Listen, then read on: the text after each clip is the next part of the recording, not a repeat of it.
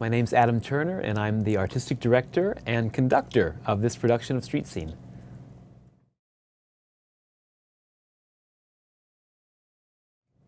Ah, this score is truly a melting pot of music. It has a little bit of everything in it, doesn't it? I kind of think of it as a mishmash of Porgy and Bess, of a little bit of Puccini and Verdi, some jazz and Broadway showstoppers. It's got a little bit of everything. And it requires a cast that can deliver that little bit of everything as well.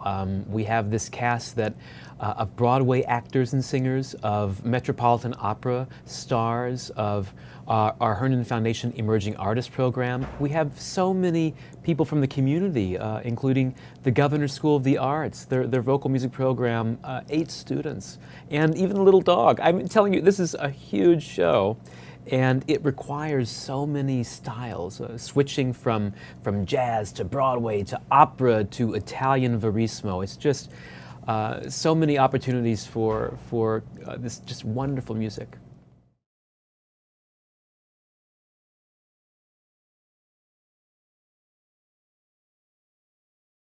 It's really hard to identify, one thing in Street Scene that resonates, most with me.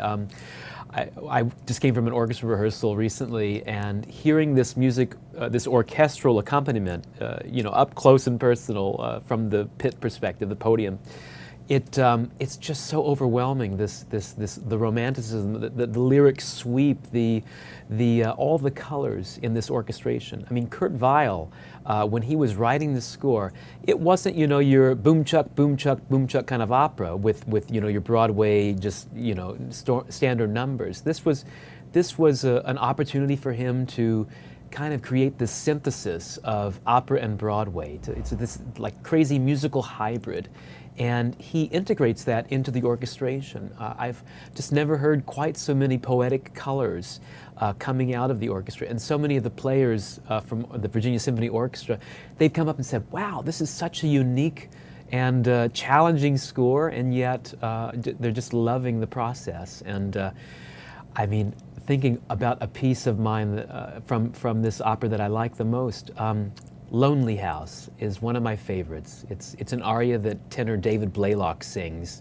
It's in the first act, and it's the story of Street Scene is all these people trying to live together under one roof, and how that goes. Sometimes it's a little bit of panic and chaos, but he sings this beautiful poetic moment, an aria called Lonely House, and he's talking about all the sounds that you hear. It's like when you're living in your apartment building, all the sounds, like a baby crying or the neighbor, the door creaking, or that kind of stuff, and just the way he paints that emotion within himself, and it's a blues. It's kind of like an aria with a blues shuffle underneath, and then it expands and becomes this very Italian, romantic, lyrical opera aria, and it has all of that kind of. And it's condensed into this one aria that's about 3 minutes long. It's one of my favorite moments, and David just sings it so tenderly and poetically.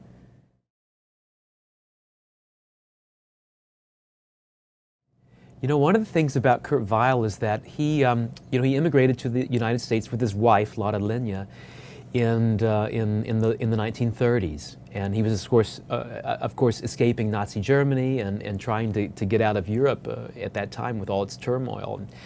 And he came to America, and the minute he stepped foot on the land from that boat, he adopted an American persona. He wanted to be called Kurt Weill.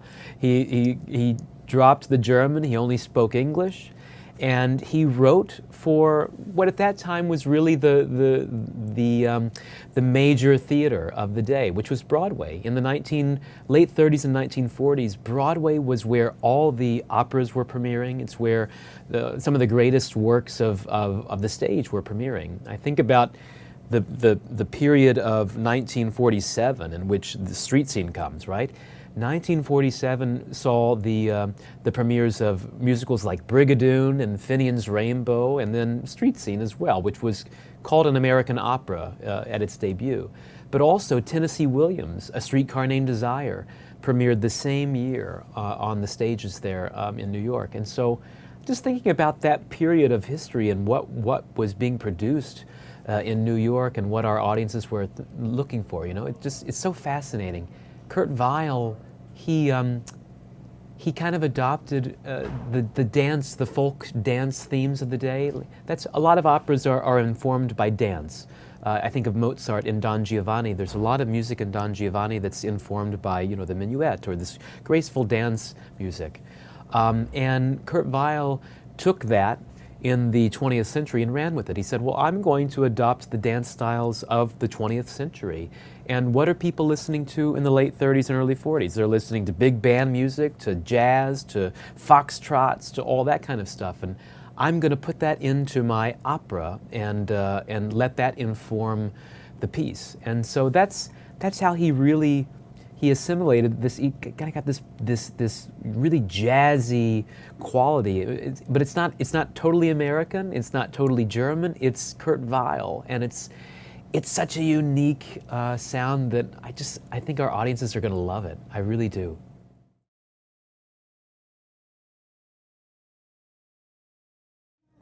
Yeah, this is actually the 8th installment in our First of First series, which has been an 8-year-long commitment to beginning our season with something we've never produced before.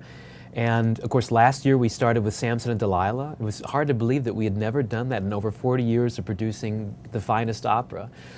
We had never done that piece. And I'm just so happy to see that the Metropolitan Opera is beginning their 2018-19 season with Samson and Delilah as well. I thought, oh, maybe we're trendsetters. You know, you never know. But previous seasons we've done Sweeney Todd or Aida we did one year, and Falstaff, and then a few years ago we did The Seven Deadly Sins paired with Pagliacci, and that was another first of first. It was the first time we'd ever done a Kurt Weill opera at Virginia Opera. And I think people walked away from that really surprised at how much they liked it. It was so melodic and so entertaining and relevant. I mean, they felt like they could really relate to the story and kind of go along for the ride. And so I really thought, you know, there's another Weill opera, you know, this Kurt Weill opera street scene that we've never done, and I don't know that it's been done in Hampton Roads. In Hampton Roads, and I'm sure it's been done in Northern Virginia at some point maybe, but not in many, many years. In Richmond, I don't know. So this was a unique opportunity. I thought we really should get on this bandwagon and maybe be trendsetters all over again. So it's a challenge for us institutionally. You know, it's good because we're all creative artists here at Virginia Opera. And the staff, we all want this new challenge and this new, you know, getting to meet new pieces and new composers and new singers that maybe we wouldn't normally have access to because they're from the Broadway world. And this piece, this crossover opera hybrid of opera and Broadway, it's perfect because it's bringing so many people together in our community and from around the country. And it's just, we're getting international attention. Opera News mentioned us in their recent issue, September issue, and it's fabulous. I'm excited to see that other people are as excited as I am about this great work.